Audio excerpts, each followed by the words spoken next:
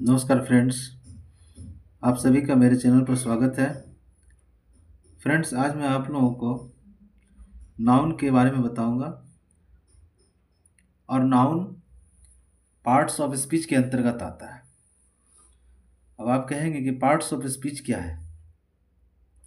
तो parts of speech का मतलब है कि जब आप कोई सेंटेंस बनाते हैं तो उसमें नाउन भी होता है, प्रोनाउन भी होता है, एडजेक्टिव भी होता है, प्रीपोजिशन भी होता है।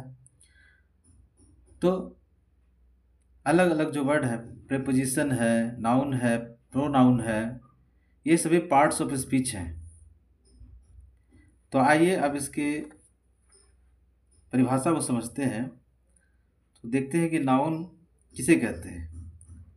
तो किसी व्यक्ति, स्थान, वस्तु के नाम एवं कार्य, गुण, अवस्था को प्रकट करने वाले शब्दों को संज्ञा अर्थात नाउन कहते हैं।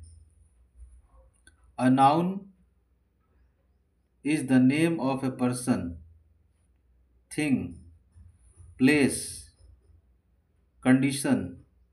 Condition means अवस्था, क्वालिटी मीन्स गुण, और एक्शन मीन्स कार्य। यानी कि जो कुछ भी इस दुनिया में कार्य हो रहा होता है और जो एक्शन हो रहा होता है, जो क्वालिटी किसी के व्यक्ति के अंदर जो क्वालिटी होती है वह नाउन हो सकता है। जैसे हंसना, रोना, चलना, दौड़ना, सभी नाउन है। तो किसी व्यक्ति का नाम, कोई व्यक्ति हो सकता है नाउन, कोई स्थान नाउन हो सकता है, कोई वस्तु नाउन नाउन हो सकता है। और उनके नाम, अगर कोई व्यक्ति है तो उसका नाम होता है, स्थान है तो उसका भी कोई नाम है, वस्तु का भी कोई नाम है। तो उनके नाम एवं कार्य, यानी वह जो कार्य हो रहा होता है उसके गुण और अवस्था को प्रकट करने वाले शब्दों को संज्ञा कहते हैं। A noun is the name of a person, thing, place, condition, quality and action. आइए अब देखते हैं कि नाउन कितने प्रकार के होते हैं। Types of noun. तो फ्रेंड्स, नाउन 5 प्रकार के होते हैं।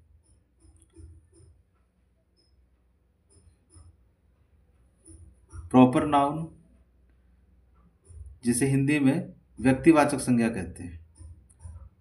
कॉमन नाउन, जिसे जातिवाचक संज्ञा कहते हैं। कलेक्टिव नाउन, जिसे समूहवाचक संज्ञा कहते हैं। मटेरियल नाउन, जिसे पदार्थवाचक संज्ञा कहते हैं। और एब्स्ट्रैक्ट नाउन को भाववाचक संज्ञा कहा जाता है। तो ये 5 प्रकार के नाउन होते हैं। व्यक्तिवाचक संज्ञा, जातिवाचक संज्ञा, समूहवाचक संज्ञा, पदार्थवाचक संज्ञा और भाववाचक संज्ञा। और इंग्लिश में proper noun, common noun, collective noun, material noun and abstract noun. तो इनके बारे में, इनको समझने से पहले मैं आप लोगों से आग्रह करूंगा कि वीडियो को अंत तक देखेंगे आप। और दोस्तों, ये वीडियो बहुत ही मज़ेदार होने वाली है, क्योंकि मैं आप लोगों को बहुत ही सरलता के साथ समझाऊंगा और आप लोगों को अच्छे से समझ में भी आ जाएगा। तो आइए इसके सबसे पहला पार्ट है, सबसे पहला जो नाउन के, मैंने बताया आप लोगों के नाउन के 5 प्रकार होते हैं। Proper noun, material noun, collective noun, abstract noun, common noun.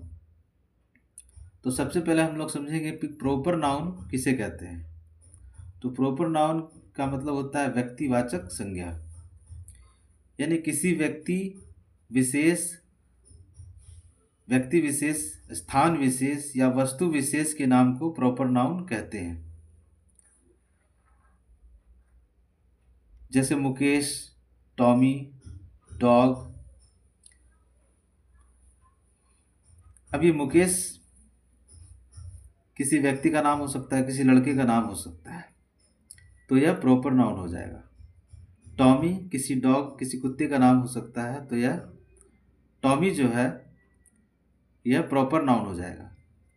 और ये डॉग जो है ये कॉमन नाउन में चला जाएगा, क्योंकि ये डॉग जो है उसकी जाति को समझा रहा है, बतला रहा है।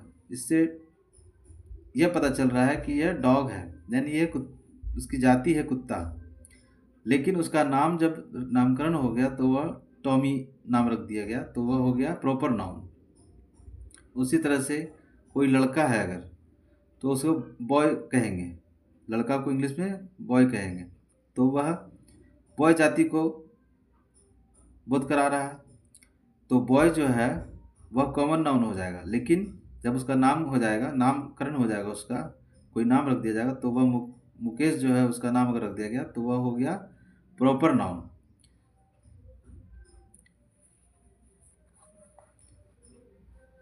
थिंग वस्तु, जैसे कोई मोबाइल आप खरीदते हैं तो उस मोबाइल का तरह तरह के मोबाइल बाज़ार में बिकते हैं। जैसे कोई वीवो का कंपनी अपना मोबाइल बना रही है, तो कोई रेडमी का मोबाइल बना रही है।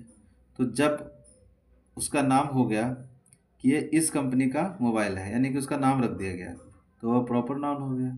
जैसे लाल किला, यानी इंग्लिश में से रेड फोर्ट कहते हैं, तो ये किसी स्थान का नाम है और किसी खास स्थान का नाम है, विशेष स्थान का नाम है।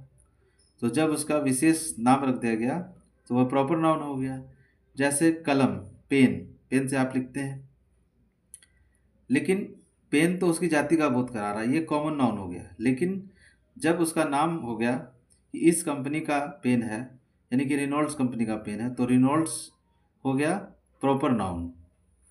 उसी तरह से प्लेस, स्थान, जैसे दिल्ली, कोलकाता, रांची, ये सभी किसी स्थान के नाम हैं, तो ये भी प्रॉपर नाउन हो जाएंगे। अब आइए एक उदाहरण के द्वारा से समझते हैं। जैसे Sachin is a boy, Sachin एक लड़का है।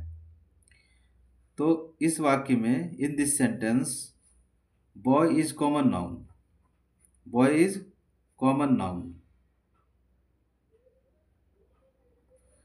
And Sachin is proper noun.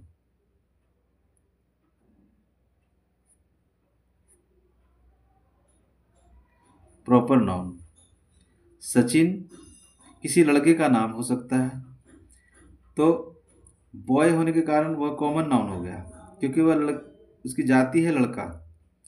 लेकिन जब उसका नाम रख दिया गया सचिन, तो वह हो गया प्रॉपर नाउन। इसी तरह से Reena is my friend, Reena is my friend, तो रीना जो है किसी लड़की का नाम है, वह मेरी दोस्त है। रीना इज माय फ्रेंड, वह रीना मेरी दोस्त है। तो रीना जो है किसी लड़की का नाम है, तो वह प्रॉपर नाउन हो गया। क्या हो गया? Proper noun.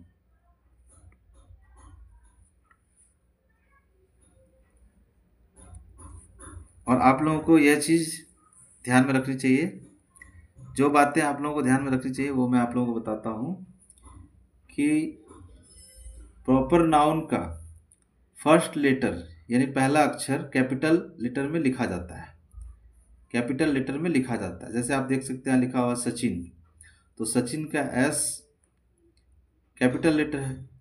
जयपुर किसी जगह का नाम है, तो इसका पहला लेटर जो है कैपिटल लेटर है। संडे दिन का नाम है, तो यह कैपिटल लेटर है। जनवरी महीने का नाम है, तो इसका पहला लेटर कैपिटल लेटर है। इसी तरह से ताजमहल, ताजमहल किसी विशेष बिल्डिंग का नाम है, तो यह ताज, तो टी जो है कैपिटल लेटर हो गया। और महल, चूंकि जब दो वर्ड होते हैं किसी प्रॉपर नाउन में, जब दो वर्ड होते हैं तो दोनों ही वर्ड का पहला अक्षर कैपिटल लेटर लिखा जाता है। जैसे ताज महल दो वर्ड है, तो ताज का पहला लेटर कैपिटल होगा और महल का भी पहला लेटर कैपिटल होगा।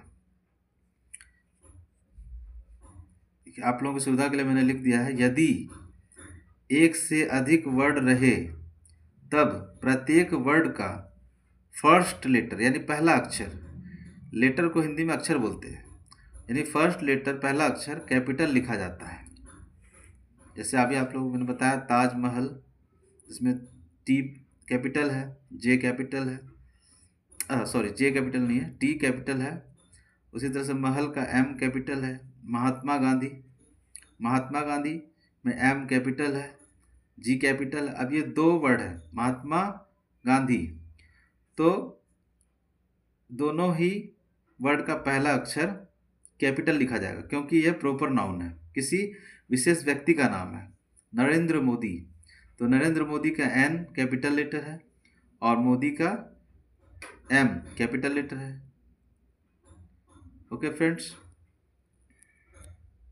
आइए अब कॉमन नाउन के बारे में जानते हैं। तो आइए अब देखते हैं कॉमन नाउन किसे कहते हैं। कॉमन नाउन मीन्स जातिवाचक संज्ञा, यानी कि कॉमन नाउन को हिंदी में जातिवाचक संज्ञा कहते हैं,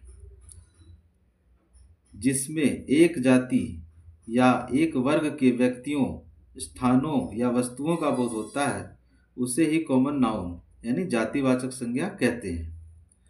common noun is a name of any member of a class, class means वर्ग, यानी कि जिस शब्द से उसके क्लास का पता चले, यानी उसके वर्ग का पता चले,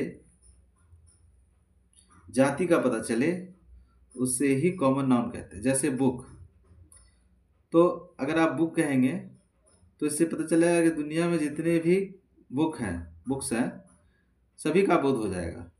अब ये बॉय मीन्स लड़का, तो इससे जितने भी लड़के हैं सभी का बोध होता है। उसी तरह से गर्ल है, काऊ है, टीचर है, टीचर मीन्स शिक्षक। अगर आप एक किसी टीचर के बारे में कहेंगे तो टीचर से यह बोध होता है कि वह एक जाति है, टीचर की ही जाति है, ये क्लास है। जैसे डॉक्टर, तो ये डॉक्टर का क्लास है, वर्ग है, डॉक्टर की जाति है। अब आपको मैं समझाता हूँ और डीपली और बढ़िया समझाता हूँ कि what is the difference between proper noun and common noun. Proper noun और कॉमन नाउन में क्या अंतर है। तो जैसे देखिए यहाँ लिखा हुआ है India is a country, India is a country, तो इस वाक्य में इंडिया प्रॉपर नाउन है और कंट्री कॉमन नाउन है। क्यों? क्योंकि दुनिया में बहुत सारे देश हैं, तो ये कंट्री लिखा हो तो कंट्री, दुनिया में बहुत सारे देश हैं, तो ये कॉमन नाउन हो जाएगा। लेकिन जब उन सारे देशों में अपने देश का नाम इंडिया है, तो जब हम उसका नामकरण कर दिए तो उसका नाम हो गया इंडिया, तो अब वह प्रॉपर नाउन हो गया क्योंकि उसका नाम रख दिया गया, वो खास हो गया। तो जैसा मैंने आप लोगों को बताया कि जिसमें एक जाति या एक वर्ग के व्यक्तियों, स्थानों या वस्तुओं का बोध होता है, ये कॉमन नाउन होता है। तो कंट्री से यह पता चल रहा है कि किसी देश का, कोई भी देश है, इंडिया एक देश है, लेकिन उसका नाम इंडिया है, तो इंडिया जब नाम रख दिया गया तो इंडिया हो गया प्रॉपर नाउन, लेकिन कंट्री हो गया कॉमन नाउन क्योंकि दुनिया में बहुत सारे देश हैं, बहुत सारे कंट्रीज हैं। उसी तरह से नेहा इज ए गर्ल, तो Neha is a girl, Neha एक लड़की है, तो इस सेंटेंस में गर्ल कॉमन है क्योंकि यह उसकी जाति को बोध करा रहा है, यानी कि वह लड़की जात की है। नेहा लड़की जात की है, यानी कि इस वाक्य में बता भी रहा है कि Neha is a girl, Neha एक लड़की है, तो इससे यह पता चल रहा है कि ये एक लड़की जाति का बोध हो रहा है इससे।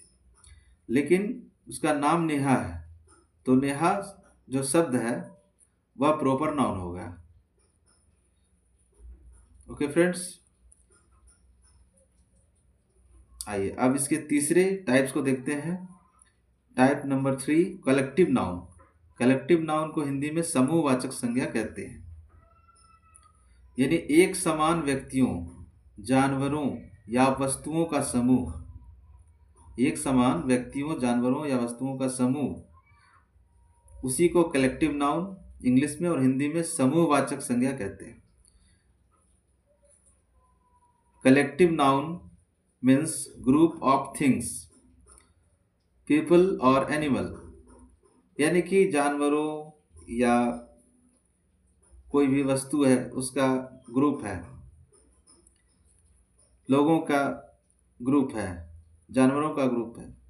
तो जब कोई भी चीज, कोई व्यक्ति जब ग्रुप में रहता है तो वो कलेक्टिव हो जाता है, तो इसीलिए उसे कलेक्टिव नाउन कहते हैं। समूहवाचक संज्ञा, जो समूह में रहते हैं वो समूह हो गया। जैसे आर्मी, आर्मी सेना को कहते हैं। अब सेना में बहुत सारे जवान होते हैं, एक जवान तो नहीं होते, बहुत सारे जवान होते हैं, इसीलिए ये कलेक्टिव नाउन के अंतर्गत आता है। क्लास, क्लास मीन्स कक्षा।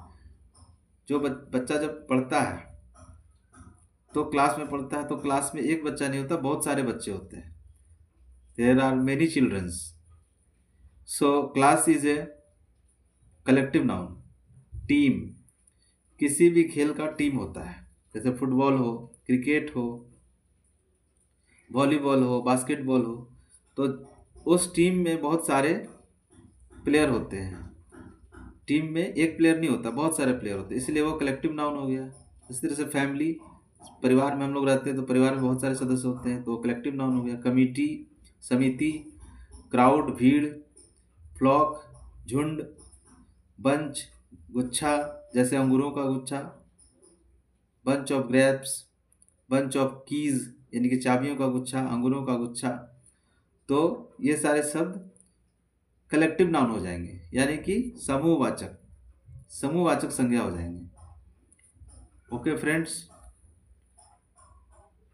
और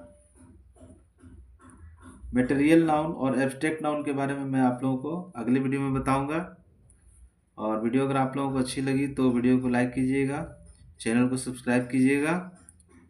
थैंक यू।